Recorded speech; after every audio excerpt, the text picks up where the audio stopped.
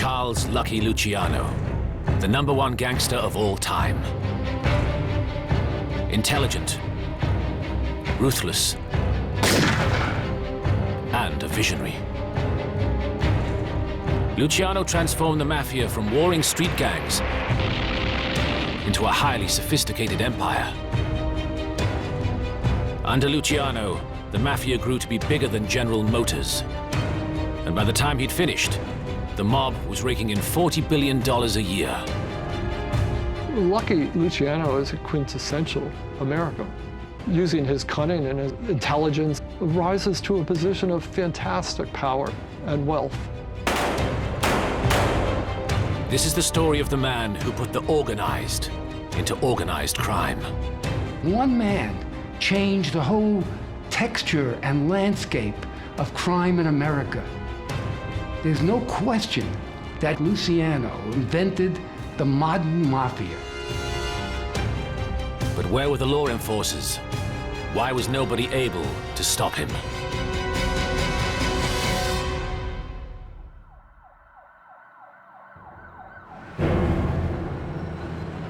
On September the 10th, 1931, 4 hitmen came calling at offices above Grand Central Station in New York City.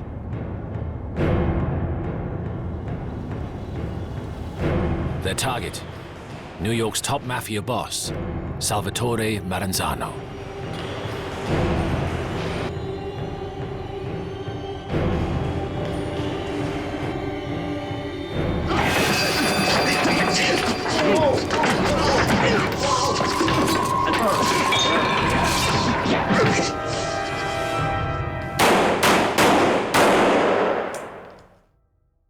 This execution was a critical moment in the meteoric rise of the biggest gangster in American history.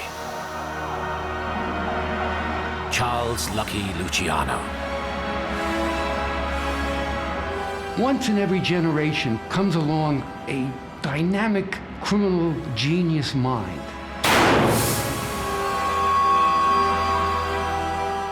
And the mafia in America was blessed that they had Lucky Luciano.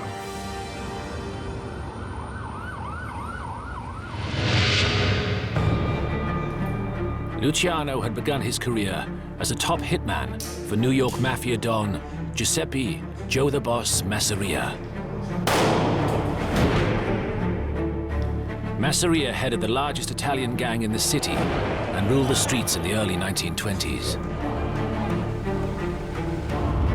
But in 1925, another boss arrived in town.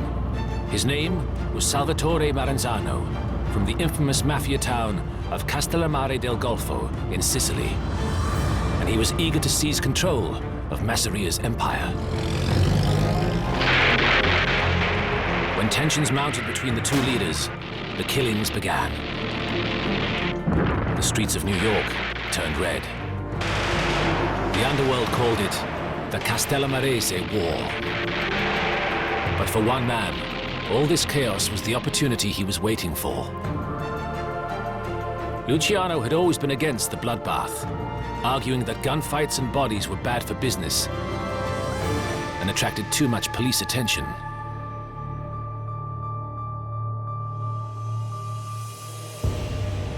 Luciano also despised the old ways of his warring boss, Masseria. Luciano wanted to build bridges with Jewish and Irish gangsters. He believed their networks were essential to the success of the Mafia's international businesses. But Masseria was fiercely opposed to any non-Italian partnerships. People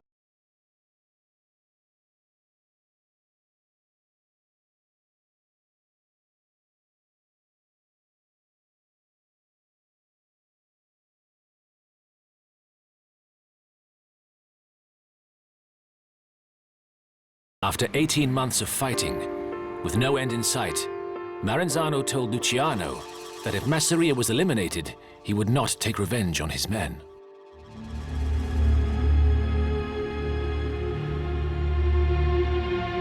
Luciano shared Maranzano's vision and made him an offer. He would kill his boss, Masseria, if he could take over his gang and become an equal power with Maranzano.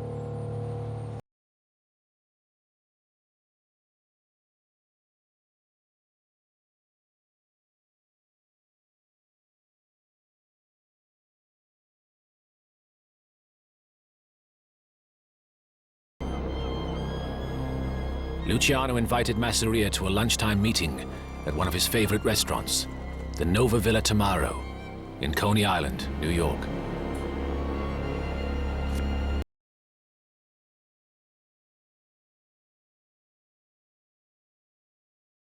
His signal.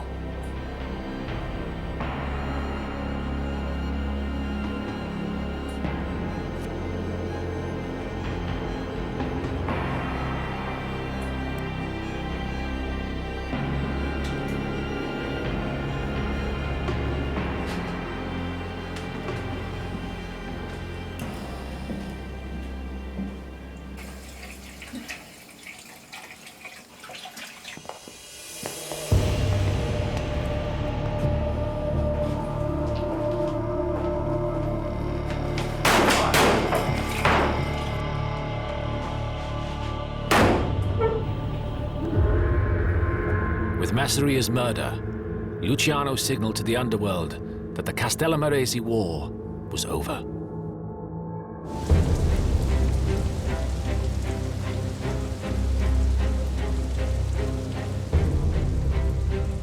Maranzano then called hundreds of gang members from across the country to a meeting in the Bronx to announce his victory. Now it's going to be different, he told them, and spelled out his grand plan. The gangs of New York would be organized into 5 families to control the boroughs of the Bronx, Brooklyn, Manhattan, Queens, and Staten Island. Each family would be headed by a boss with an underboss, and under them would be lieutenants and soldiers. And above them all would be Maranzano himself. And if anyone disagreed, they would be killed. I'm going to be capo di tutti capi, the boss of all bosses. This meant that he would be the leader of all the New York Mafia operations.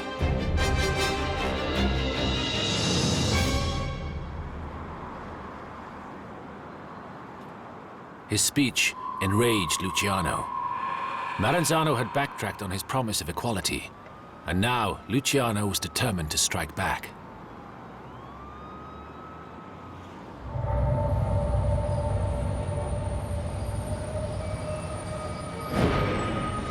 Maranzano realized Luciano was a potential threat to his total dominance of the American Mafia.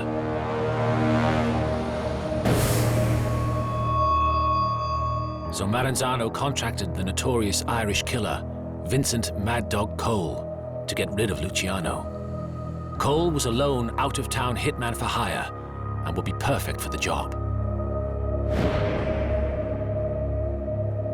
But Luciano learned the details of the plan. Maranzano would call him into his office for a business meeting, and Mad Dog Cole would be waiting there to kill him.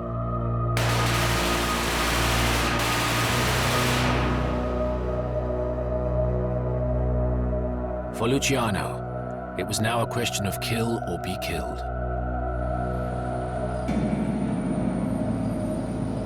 The problem was how to kill Maranzano. He was extremely well protected, never without bodyguards, and always traveled in a bulletproof car.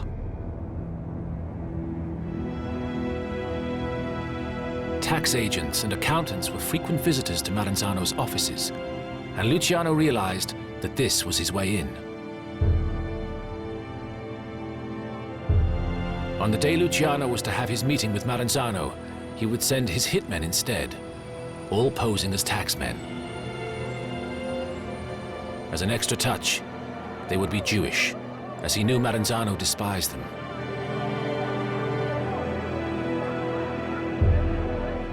Luciano then contacted his childhood friend, Meyer Lansky, to arrange the hit.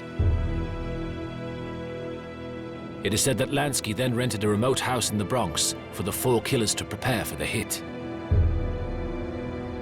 They were forbidden to leave the house and were provided with all the provisions they required, including women. And through the summer months of 1931, Lansky taught them how to talk, walk, and act like taxmen.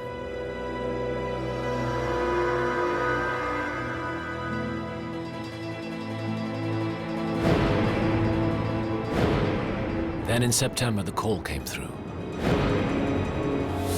Maranzano told Luciano to come to his office to discuss urgent business.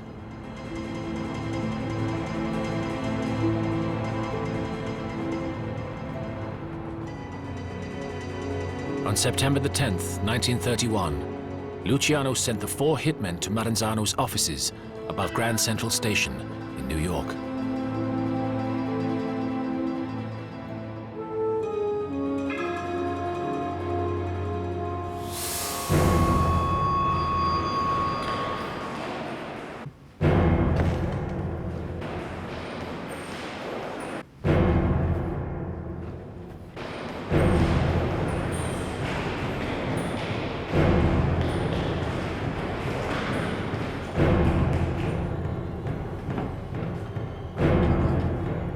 The gangsters entered his office and drew their knives, a weapon chosen to kill their victim in silence.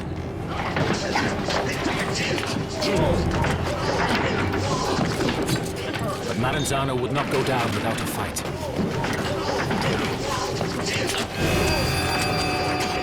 He took multiple stab wounds to his body, a slashed throat. He was still alive. The killers were forced to do it the noisy way.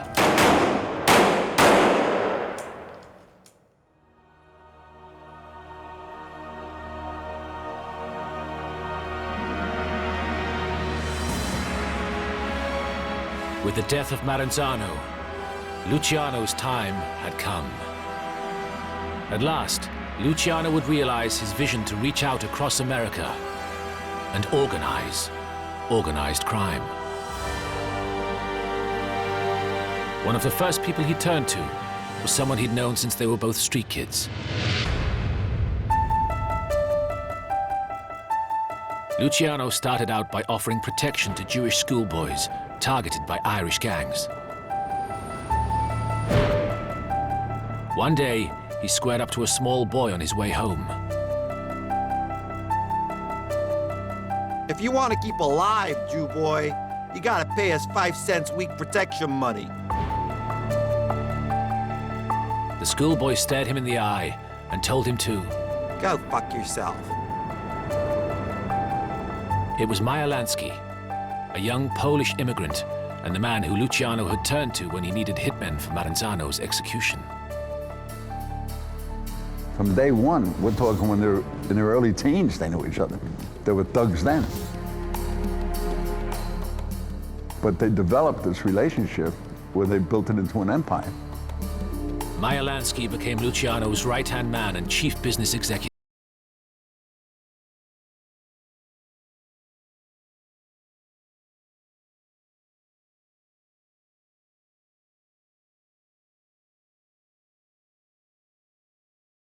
Most important relationship in organized crime in the United States.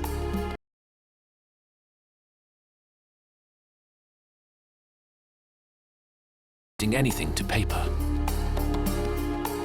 These are two incredibly talented and open-minded individuals who realized that if they joined forces using an American corporation as a model, that they could eliminate the possibility of an individual monopolizing profits, and they could share profits and distribute them evenly, and therefore bring a certain stability to organized crime that had never existed before.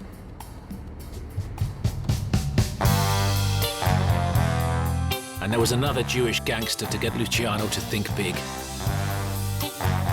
Arnold Rothstein. Known along Broadway as the Brain, the Big Bankroll, and the Fixer, Rothstein was a fabulously rich New York businessman. There were things that Rothstein was doing that nobody else was doing, and Luciano saw the possibilities. Rothstein could bring off rackets that no one else could dream of. Arnold Rothstein was famous as the man who fixed the 1919 World Series. This is a prime example of racketeering. You take a normal activity like a baseball game, you corrupt the players, therefore you can bet on a winning thing. Rothstein tutored him there about how real money could be made. not just in low-level predatory street crime, that there were bigger things. You could fix things. And sure enough, bigger things were about to come along for Luciano.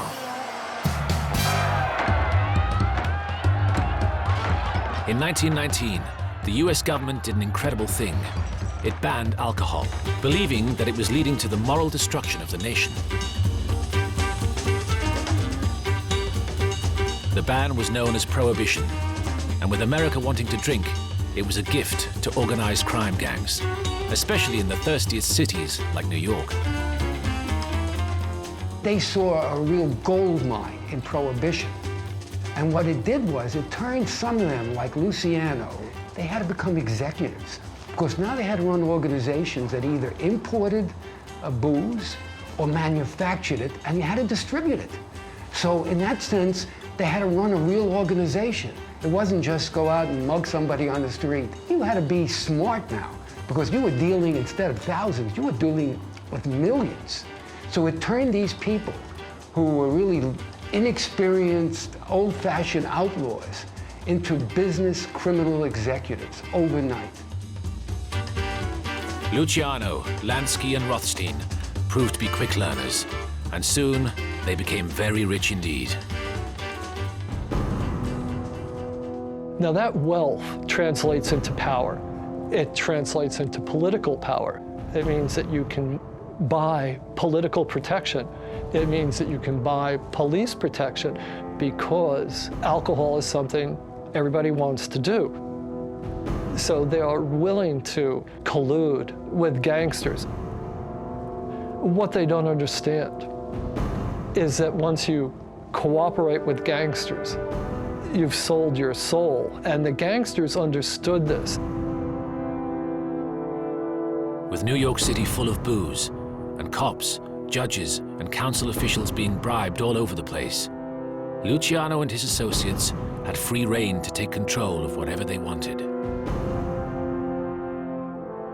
They had their hand in everything because nobody would look at them. Nobody would even consider investigating them. Not the least of which was J. Edgar Hoover. There is nothing mysterious about the manner in which the Federal Bureau of Investigation works. The special agent must be a good marksman and have the courage to shoot it out with the most venomous of public enemies. Director Hoover supervising field practice. And J. Edgar Hoover was the boss of the FBI, and he was eager to make a name for himself. The Federal Bureau of Investigation, the paramount law enforcement, and the only national law enforcement agency that could really combat the Mafia, and they didn't do a thing. Hoover had launched his war on crime during the early 1930s. He went after bank robbers, kidnappers, and killers who were terrorizing the Midwest and outraging the nation. The FBI mostly went after the headline public enemies like John Dillinger, Pretty Boy Floyd, Machine Gun Kelly, taking people out with, Hoover had essentially denied that there was a national crime syndicate. He said, these are local gangsters, and this is the job of the local police to deal with it. He didn't want to get involved with these people because they're very well connected politically.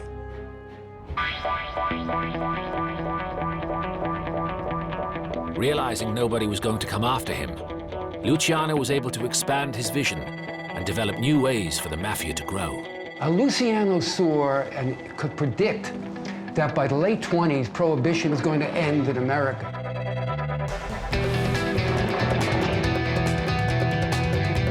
And if the Mafia was going to be successful, Luciano had to prevent inter-mob wars from ever breaking out again. It was terrible for business, and it also threw a spotlight on him. That's why I say he was something like a Bill Gates or a Warren Buffett, and he had to get a different business model. So, towards the end of 1931, Luciano summoned the top leaders of 20 Mafia factions across the country, including gangsters like Al Capone, to a national conference in Chicago. Luciano then did an extraordinary thing. He proposed an entirely new business structure for organized crime. He laid out the rules. Here's how we're going to operate. This whole concept that had never existed before, he created a whole new texture, a whole new way of how criminals could operate in America, organized criminals. What he did was he turned predatory street gangs, which had many internal and external wars with each other, he turned them into this one single octopus of an organization that was so different from anything else that ever existed. And it took the American law enforcement almost 60 years to get a handle on it. It was so terrific. Luciano kept with Maranzano's 5 New York families, but to each family he added a consigliere, a skilled counselor and advisor, whose task was to ensure that problems within families were resolved without the need for violence. Luciano then unveiled his most striking innovation without precedent in the Sicilian Mafia or amongst American gangsters. Luciano, he created the commission, and the commission would be the board of directors. If any rules for the Mafia throughout the country had to be changed, it would be up to the commission. And if there were any territorial disputes or disputes over rackets, the commission would take care of it. Now, the concept there was to prevent wars.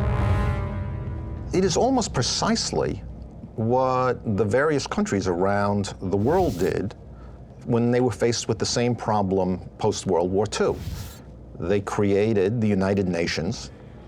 One could actually take the UN Charter and for most of it substitute the word families for states and Cosa Nostra for the organization for the United Nations and Commission for Security Council, and the rules would be identical.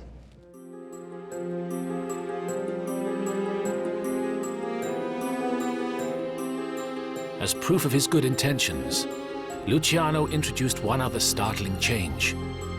He would be just one amongst equals. There would be no boss of all bosses. Instead, Luciano introduced a more democratic form of leadership.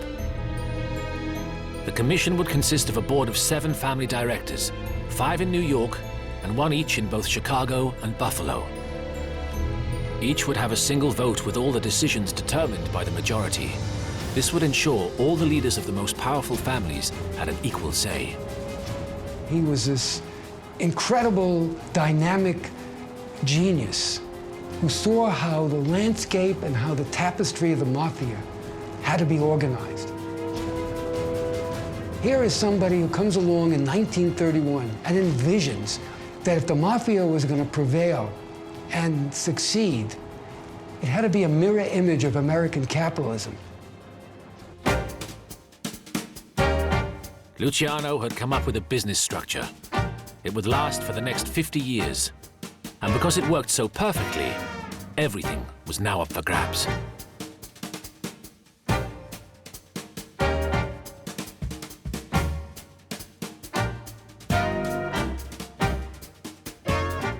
But the commission was the second government of this country. It really was. They actually controlled a lot of industries in this country, not the least of which was the restaurant business, the gambling industry. Las Vegas is a great example of it. They had control of the garment industry, the meat industry, the fish market, the docks, the unions, loan sharking, drugs and prostitution. Luciano said he was going to turn prostitution into an industry like the A&P, which is a supermarket chain. They were all powerful. And they were making billions of dollars a year.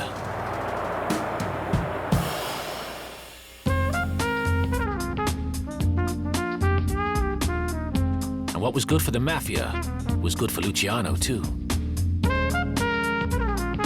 By 1930 standards, Lucky Luciano wasn't even a multi-million anymore, he was a billionaire.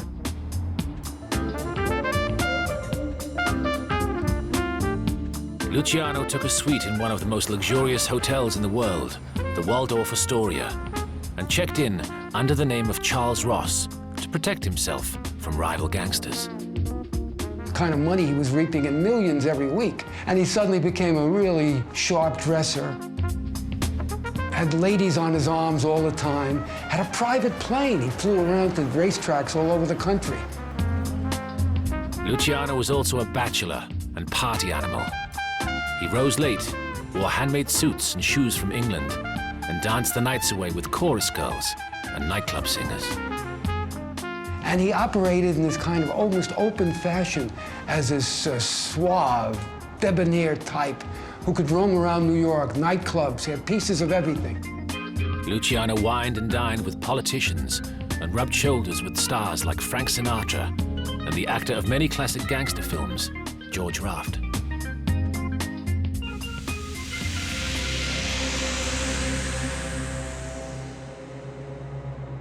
Luciano's high life was getting him noticed elsewhere. FBI agents began to work out that he was a key player in the underworld, but they had surprisingly little information on him. One statement described Luciano as the leading racketeer along Italian lines, is very powerful and made considerable money in liquor. Another declared, Charles Luciano, alias Lucky, is the head of the underworld in New York. And an FBI memo had Luciano in a conspiracy to smuggle drugs from Europe into the United States.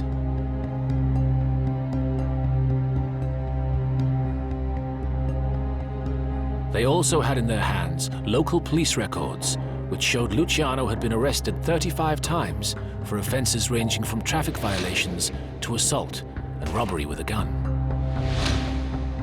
But despite this evidence, the FBI still decided to ignore him.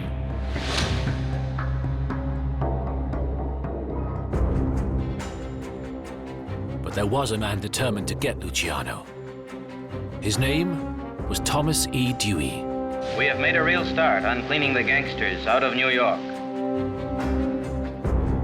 Dewey was a fiercely ambitious lawyer who, by the age of just 33, had got the top job as New York City's special prosecutor to crack down on organized crime. In 2 years, we have shown that our people can be protected, that they can be delivered from the grip of the mob. In the 1930s, Luciano was the face of organized crime. It was an open secret how important and how big he was. And Dewey was after him. He realized that Luciano must be making vast sums of money from his criminal enterprises to finance his luxurious lifestyle. Today, crime is syndicated and organized. A new type of criminal exists who leaves to his hirelings and frontmen the actual offenses and rarely commits an overt act himself. The only way in which the major criminal can be punished is by connecting him to those various layers.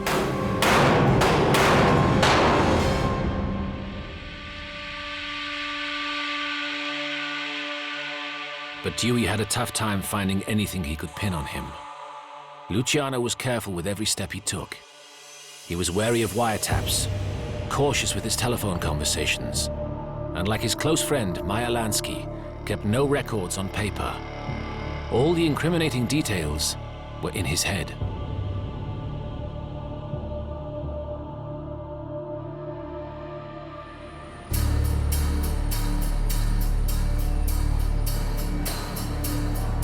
Then, out of the blue, Dewey was offered a lead that could ensnare Luciano in a web of vice crime.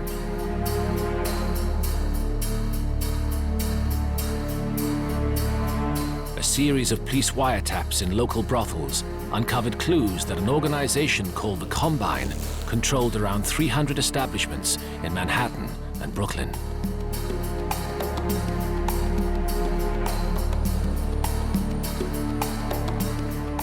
They discovered that a top Luciano enforcer named David Little Davy Batillo was overseeing the Combine operations.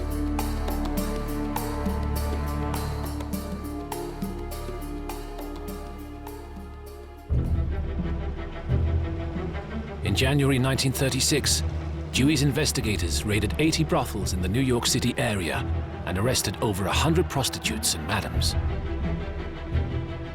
These arrested women were definitely placed between a rock and a hard place. They had nowhere to go. The cops started to put the women under real pressure to spill the beans on Luciano. So many of them were addicted to heroin when they were arrested.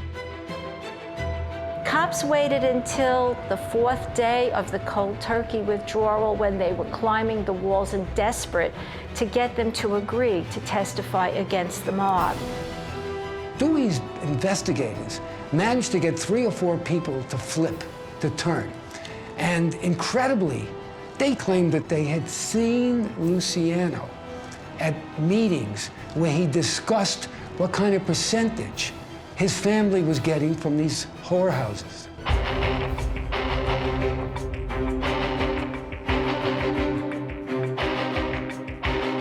Even before the trial had commenced, the newspapers had Luciano convicted. The New York Daily News headlined him the droopy-eyed Tsar of the oldest profession.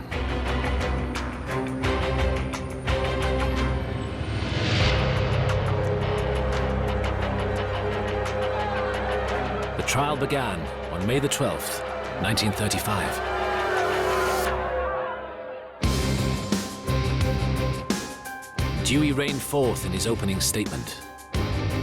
Luciano will be shown not to have placed any of the women in houses or taken money from them.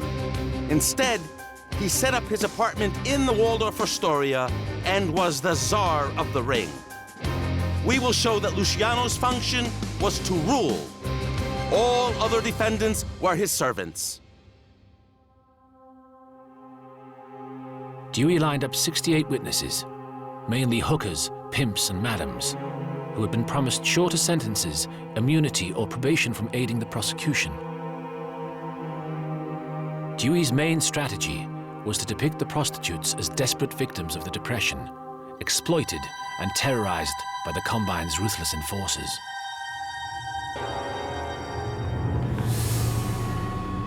The madam who was hit over the head with the lead stick, for example, went on the witness stand to testify that there was blood all over the place when she was attacked by the very men who were sitting there in the defendant's area.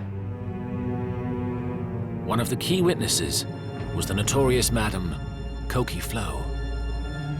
Cokie Flo's testimony was typical of the testimony that all of the women gave on the witness stand. It was hearsay. She heard Luciano was going to bring everybody together like a chain of supermarkets. She heard this and she heard that. The idea that he would discuss in the presence of prostitutes, even a madam, the kind of mundane business stuff just didn't work. It looked like a fix. They got these witnesses to really exaggerate or to invent testimony. At this stage in the trial, with doubt being cast over the evidence, everything seemed to be going in Luciano's favor. But then, Luciano made a big mistake. Against his lawyer's advice, he insisted on taking to the witness stand to deny all charges. Dewey's demeanor while interviewing Lucky Luciano, while Luciano was under oath on the witness stand, was very brilliant. He got him to show his underworld side, the side that wasn't very funny to most people, wasn't very suave or sophisticated to others. For 4 hours, Dewey pummeled him with questions about his life, his previous convictions, his taxes, his association with other gangsters, and proved that he was lying in answer after answer. He was really lacerated by Dewey's question. I'm asking you, do you tell the truth when you are under oath? I'm telling the truth now. You don't want to answer that question, do you? I didn't say I told the truth all the time, but now I'm telling the truth.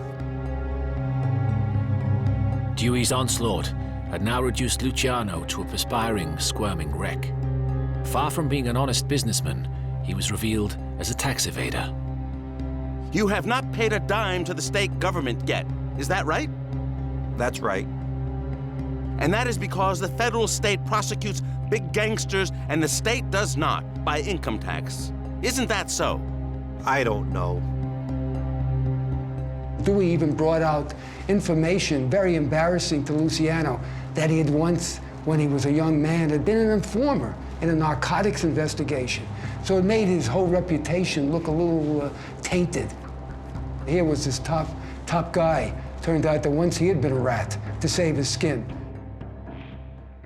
In the end, Dewey's summation to the jury described Luciano's testimony as a shocking, disgusting display of sanctimonious perjury, at the end of which I am sure not one of you had a doubt that before you stood not a gambler, not a bookmaker, but the greatest gangster in America. And Dewey managed to persuade the jury to the end.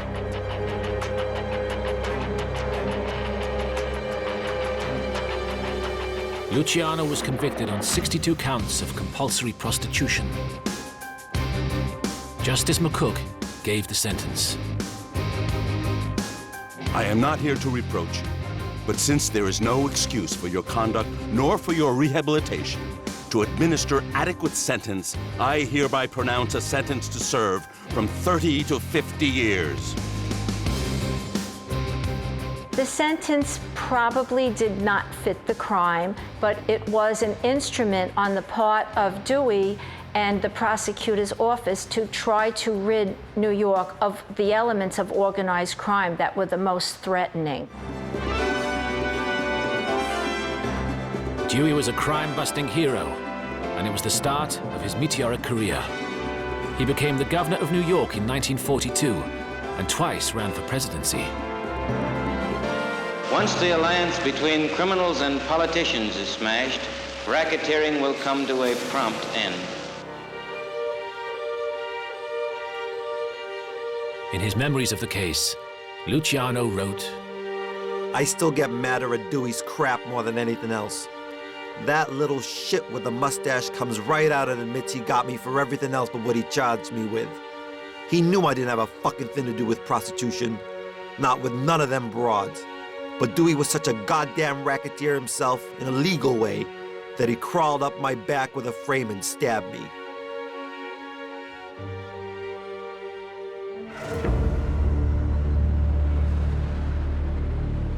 Luciano tried to fight back. He appealed against his sentence. And he ordered for the prostitutes who testified against him to be rounded up so they could now say they had lied in court. They met up with the mobsters, all is forgiven kind of mentality, and re-addicted to heroin almost immediately.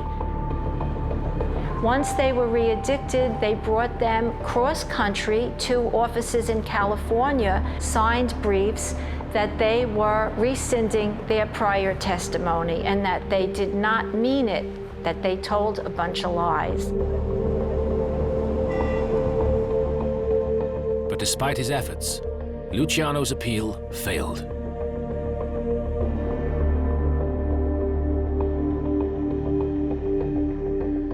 Luciano was sent to the isolated maximum security Clinton Penitentiary in Dannemora, near the Canadian border. Nicknamed Siberia, it was 500 miles away and a far cry from the luxurious trappings of his Manhattan life. What a come down from a suite at the Waldorf Towers to a cell. When they told me I was going to Dannemora, I wasn't sure I could make it. It meant moving out of the Waldorf Towers into a sewer.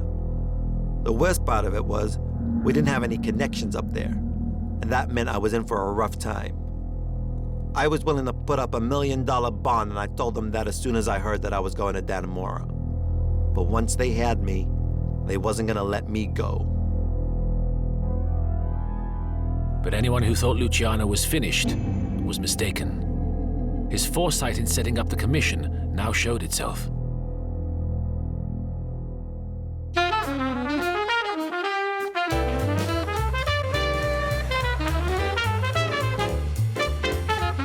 When he was sentenced, the family didn't dissolve. The organization continued to function.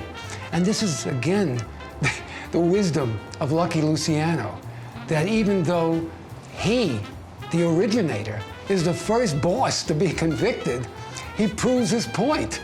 It functions well.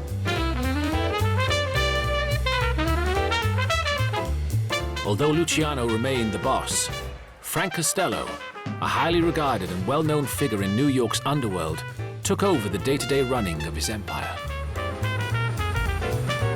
And Costello continued to bring in millions of dollars and increase the family's fortunes, while his boss planned his next move. And Luciano didn't have to wait long.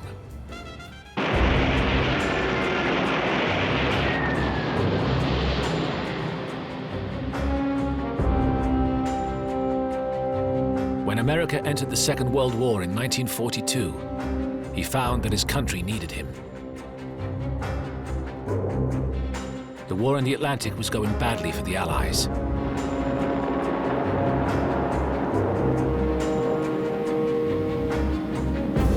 And the US government was concerned their crucial East Coast docks were under serious threat. It's the keystone to the war effort on the East Coast. One ship, a French ship in Normandy, caught on fire and sank. Sparked by an acetylene torch, swept through the proud ship. Thousands of workmen fled for their lives as firemen from all parts of New York and neighboring cities fought the fire around the clock. The prevailing opinion is that it was accidental, but the US Navy and a lot of other government officials believed it could have been sabotage.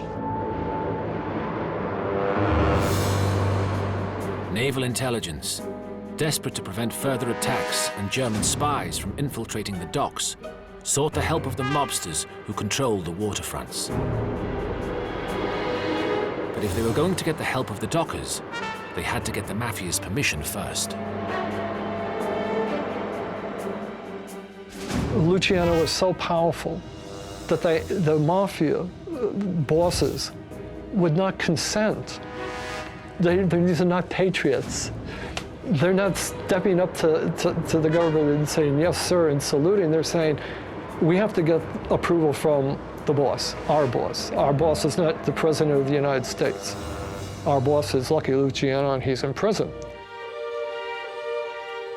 To win Luciano's support, the first thing the US government did was move Luciano from the harsh conditions of Dannemora to a prison known as the Country Club of the penal system, Grand Meadow, close to New York. Here, Luciano began negotiations with the authorities and his men. And sure enough, Luciano acts like he's a patriot now, even though he was still an Italian citizen and never a naturalized American citizen. And he sends out the word through Lansky and other couriers, peace on the waterfront. Not only would there be no sabotage, there would be no work stoppages. Things were going to run smoothly. It's the word from the boss. What an example. A man in prison has so much power that he can control the essential harbor in New York City. If you need any testimonial to his power, that's it. Luciano then asked for a pardon. He had delivered his side of the bargain and now wanted freedom. Guess who's the governor of New York at that time? No other person but Thomas E. Dewey. In an extraordinary irony, Dewey, the man who put him away for 30 to 50 years, granted Luciano executive clemency in 1946 on the condition that he was deported to Italy and that he would never be allowed back in the US. Dewey's resentment was clear. Upon the entry of the United States into the war, Luciano's aid was sought by the armed services in inducing others to provide information concerning possible enemy attack. It appears that he cooperated in such an effort, although the actual value of the information produced is not clear.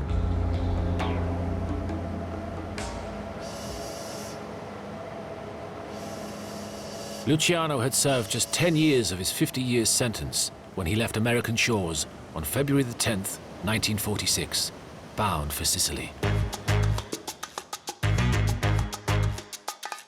But within months, Luciano was traveling from Italy to Havana, Cuba, and was back in business. A week-long meeting was held at the Hotel Nacional, where Luciano, Meyer Lansky, Frank Costello, and other high-ranking Mafia members discussed the heroin trade. He was involved in numerous narcotics deals because Italy at that time was really becoming important in the transfer of narcotics, not just to the US, but worldwide. Heroin was becoming a big moneymaker for the Mafia.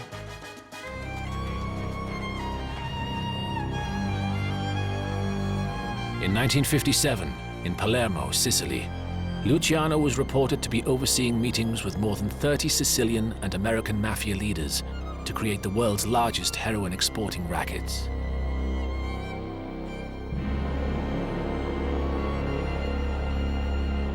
Five years later, in 1962, Luciano was targeted for arrest as an alleged member of a ring that smuggled $150 million worth of heroin into the United States.